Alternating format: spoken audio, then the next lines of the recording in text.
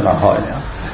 শুরুতেই সেনাপ্রধান বিরাজমান সার্বিক পরিস্থিতি ও রাজনৈতিক দলগুলোর সাথে তার আলোচনা সম্পর্কে আমাকে অবহিত করেন। রাজনৈতিক নেতৃবৃন্দ এ সময় তাদের বক্তব্য তুলে ধরেন। সভায় বৈষম্য বিরোধী ছাত্র আন্দোলনের নিহত শহীদদের স্মরণে শোক প্রস্তাব গৃহীত হয়। এছাড়া জরুরি ভিত্তিতে একটি অন্তর্বর্তীকালীন সরকার গঠনের সিদ্ধান্ত নেওয়া হয়।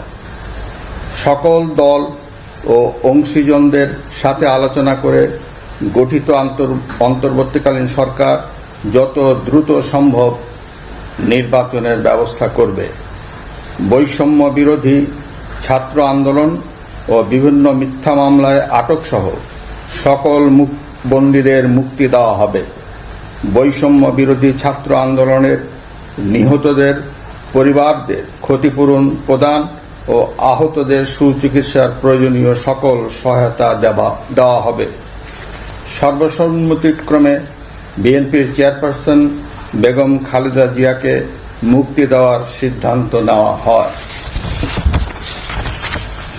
প্রিয় দেশবাসী, আমি দেশের আইন শৃঙ্খলা পরিস্থিতি স্বাভাবিক করতে এবং লুপ্তরাজ ও ধ্বংসাত্মক কর্মকাণ্ড বন্ধ করতে রাজনৈতিক দলগুলোর প্রতি আহ্বান জানাচ্ছি।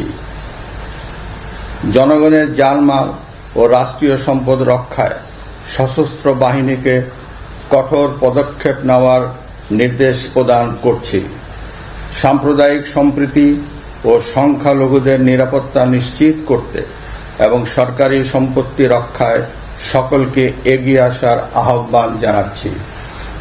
দেশের অর্থনীতি, প্রশাসন ও শিল্প কল কারখানা চালু রাখার লক্ষ্যে সকলকে কার্যকর ভূমিকা রাখার আহ্বান জানাই।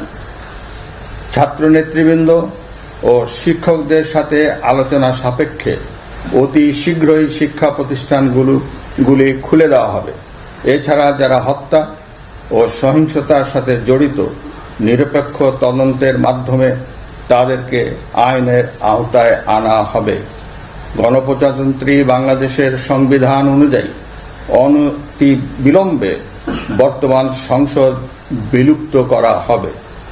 দেশের সকল অফিস আদালত আগামীকাল থেকেই স্বাভাবিকভাবেই চলবে।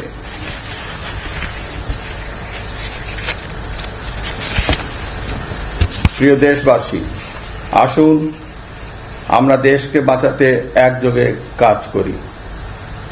পারস্পরিক হিংসা বিদ্বেষ ভুলে ও প্রতিহিংসার ঊর্ধ্বে উঠে দেশকে এগিয়ে নিতে নিজ নিজ অবস্থান থেকে ভূমিকা রাখার জন্য আমি বিনয়ের সাথে আপনাদের প্রতি অনুরোধ করছি।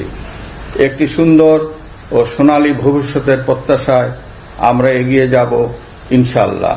মহান আল্লাহ আমাদের সহায় হন। খোদা হাফেজ। বাংলাদেশ চিরজীবী হোক।